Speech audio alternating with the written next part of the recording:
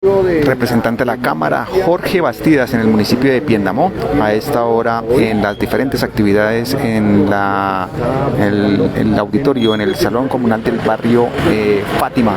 Le damos la bienvenida precisamente. Bueno, muy buenos días, muchísimas gracias, muy contento de estar aquí en el municipio de Piendamó. Hemos venido varias veces, pero hoy venimos a atender una cita con varios líderes y lideresas del municipio, pues para hablar un poco de los temas del proceso del cambio, que es el proceso del pacto histórico. Hablemos dentro de precisamente ese cambio que estamos hablando nosotros, hay beneficios que han llegado aquí al municipio de Piendamó, Turía.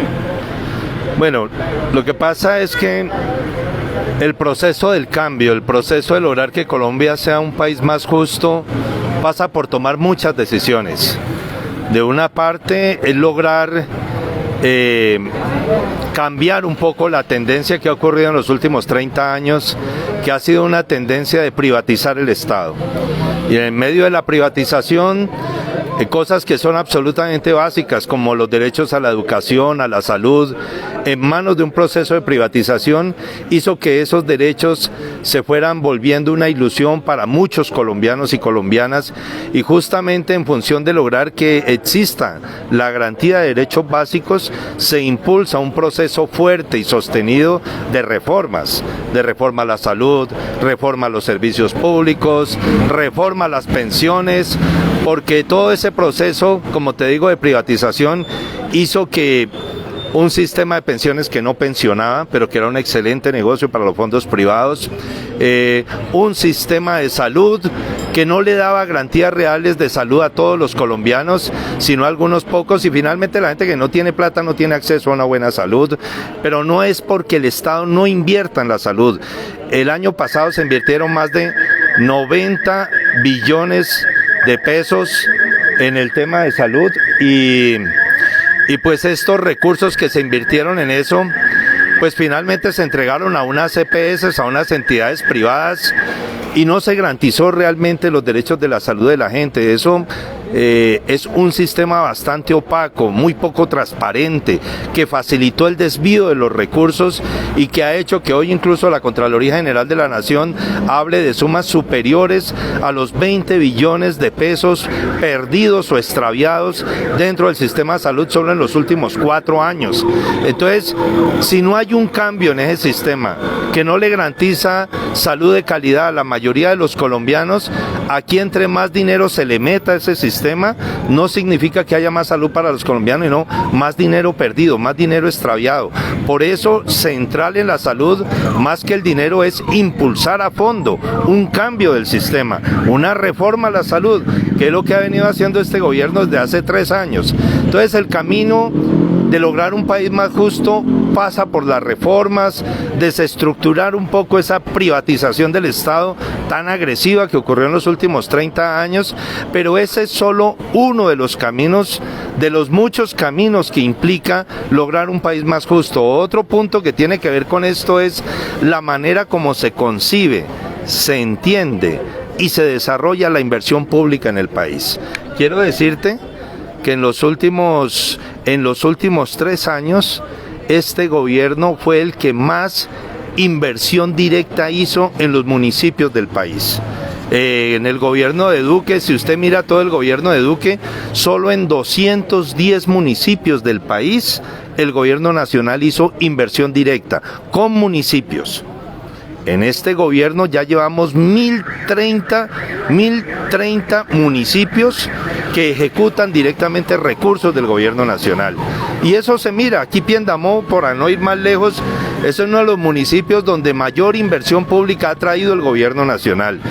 Y eso realmente es porque hay una decisión de todo el progresismo de reducir un poco ese poder excesivo del centralismo en Bogotá y de darle más autonomía y más poder a los territorios, a las gobernaciones y a las alcaldías, independientemente de quién las ejecute, ¿de acuerdo? Y aparte de impulsar el fortalecimiento de las autonomías institucionales en los territorios, también está a fondo la estrategia de hacer los convenios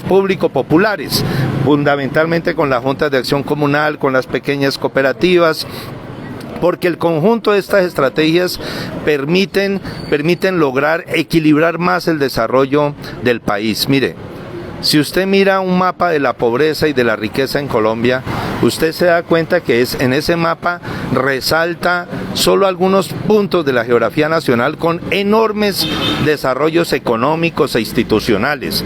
Y usted en ese mapa no va a salir de mirar como lugares comunes Cali, Bogotá, Barranquilla, Medellín y algunos otros centros urbanos.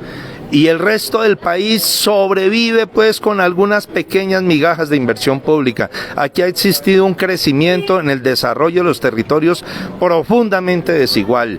Y si seguimos en esa tendencia, jamás vamos a lograr que este país sea un país más justo en el desarrollo de los territorios. Por eso, con este gobierno impulsamos una propuesta muy fuerte y es cómo priorizamos territorios que fueron ausentes de inversión pública, abandonados a su suerte, en un aislamiento total, víctimas de la pobreza, víctimas de la violencia.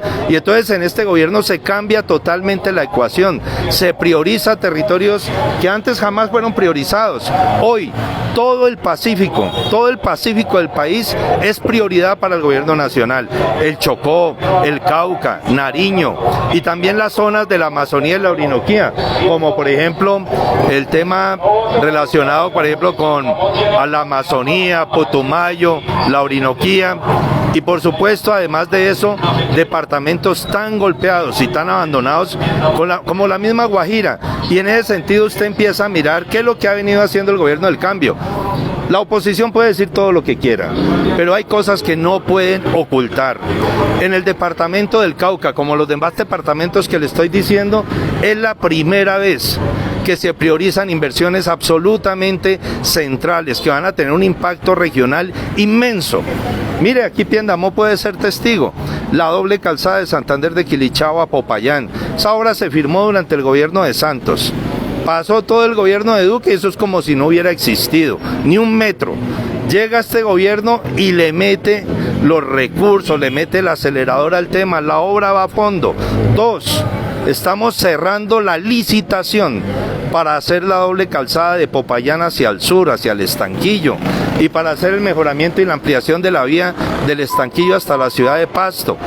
3, están abiertos 4 procesos licitatorios para la vía al mar. Esto no son anuncios, ya están abiertas las licitaciones y se está en un proceso de selección de los contratistas que van a hacer realidad la vía al mar, lo que tiene que ver con el tramo de Argelia el Plateado, Plateado Honduras, Honduras López de Micay, y aparte de eso el tramo vial que va desde Popayán, Tambo, Huicitó, Honduras, que conecta con todo ese cinturón. Entonces aquí jamás nadie, ningún gobierno de todos estos gobiernos que han existido, pensaron en la necesidad de transformar territorios tan golpeados como el departamento del Cauca, como sí lo ha hecho el gobierno del cambio, el gobierno de Gustavo Petro. Entonces, lo que hay aquí es una gran cantidad de cosas, no solo inversión pública, el arreglo de algunos polideportivos, el arreglo de una gran cantidad de infraestructuras de salud, y todos estos elementos pues son un aporte sustantivo al progreso de los territorios. Lo que no se ha logrado cumplir de parte del...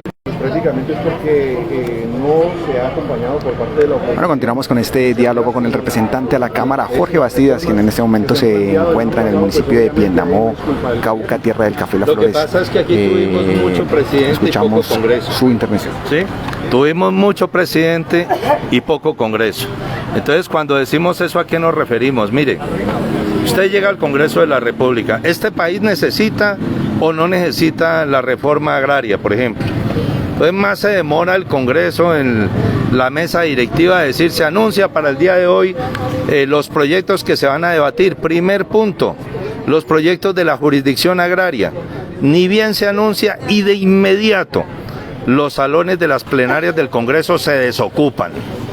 se desocupan porque es que en los proyectos fundamentales de la nación, como la reforma a la salud, como la reforma agraria, como la reforma a los servicios públicos, porque este espacio de privatización de los servicios públicos ha sido tremendamente oneroso, golpeante de los usuarios, por amor de Dios. Mire lo que pasa nada más aquí con la ASEO. Entonces hay todo un marco legal que los protege, porque privatizaron el Estado. Nosotros necesitamos cambiar ese marco regulatorio, pero para eso se necesitan los votos es en el Congreso. Y el gobierno puede tener toda la intención de sacar adelante y transformar eso a punta de decretos, pero la verdad es que si no hay un Congreso que apoye el cambio queda cojo, queda en la mitad de camino. Es lo que nos ha pasado con el gobierno de Gustavo Petro, nos faltó Congreso. Entonces, ¿qué es lo que pasa? Los congresistas pueden decir, yo soy dueño de mis votos allá, pero eso es paja. En el Congreso, los proyectos fundamentales de la nación no se dejan al libre arbitrio de los congresistas, eso no funciona así. En el Congreso son los partidos los que deciden si apoyan o no apoyan una agenda. Y en ese sentido, por ejemplo, cuando se coloca la ley de reforma agraria, mi querido amigo, de inmediato, todos los congresistas del Centro Democrático se levantan y se van. Todos los congresistas del MIRA se levantan y se van. Todos los congresistas, incluso del oficialismo liberal de César Gaviria, se levantan y se van. Y vienen a decir a los territorios que nosotros somos progresistas, nosotros impulsamos el cambio, carreta. En el Congreso, que es cuando se mira cómo votan, están votando en contra de este extraordinario y poderoso proceso del cambio. Entonces nosotros le estamos diciendo a nuestro amigo en Piendamó, no se dejen engañar. Aquí hay gente que está usando instituciones públicas de manera abusiva para imponernos líderes de papel, que están llenos de afiches, llenos de pasacalles, pero que no defienden en el Congreso una agenda real de transformación.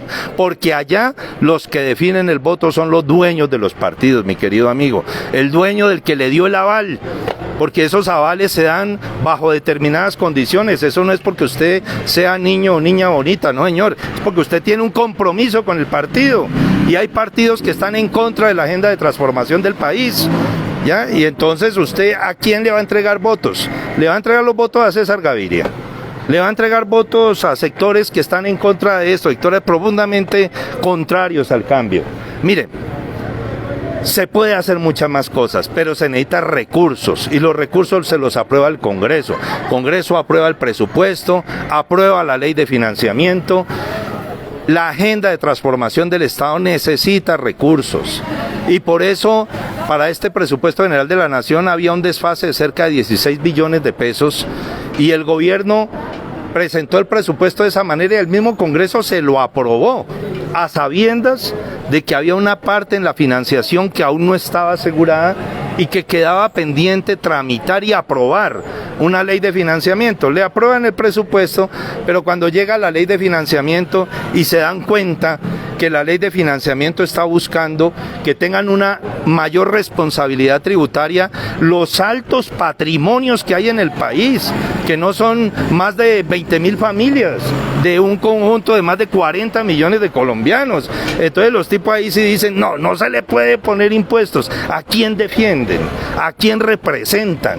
Se le coloca impuesto a los sectores económicos más poderosos de Colombia, sector financiero, sectores que registran utilidades durante este gobierno, utilidades extraordinarias, y que nos parece muy bien que ganen. Nosotros no estamos en contra de que ganen, ¿cómo le ocurre? Nos parece extraordinario, pero que asuman una mayor responsabilidad tributaria con el país. Aquí los ricos no pagan impuestos, no les gusta pagar impuestos. Ellos lo que quieren es que si hay necesidad de más recursos, que todo el mundo pague, elevando el IVA o poniéndole el IVA a más productos de la canasta familiar, como lo hizo Carrasquilla. Eso no lo hace el progresismo. El progresismo lo que hace es que la gente que tiene más poder económico, pues que se meta la mano al bolsillo y le ayude al país, que los ha ayudado a ellos a enriquecerse. Y ahí es cuando uno mira al Congreso a quién defiende. Ahí es cuando hacen falta los benditos votos, que en el Congreso no aparecen. Entonces por eso ahorita ahorita que estamos en el 8 de marzo, que se renueva el Congreso de la República, estamos con las limitaciones que tenemos, porque no tenemos muchos recursos, porque nosotros no usamos las instituciones del Estado para hacer campañas, nosotros no hacemos esa barbaridad, por eso estamos como estamos. Entonces, nosotros hacemos la campaña, aquí es la gente que cree en esto, que coge el afiche, con sus propios recursos pega un pasacalle, eso es, nosotros no pagamos contratistas para eso, y la gente defiende el proceso, y le estamos diciendo a ellos que tenemos 10 días para ir este 8 de marzo a las urnas, a decir si queremos continuar con un gobierno del cambio, con un presidente del cambio, pero a ese gobierno que va a ser el de Iván Cepeda, no vamos a cometer el error que cometimos en el pasado, que fue haber dejado a Gustavo Petro sin Congreso. Le vamos a poner a Iván Cepeda un Congreso que sienta, que defienda y que promueva las reformas en el Congreso de la República. Declaraciones del representante de la Cámara, Jorge Bastidas.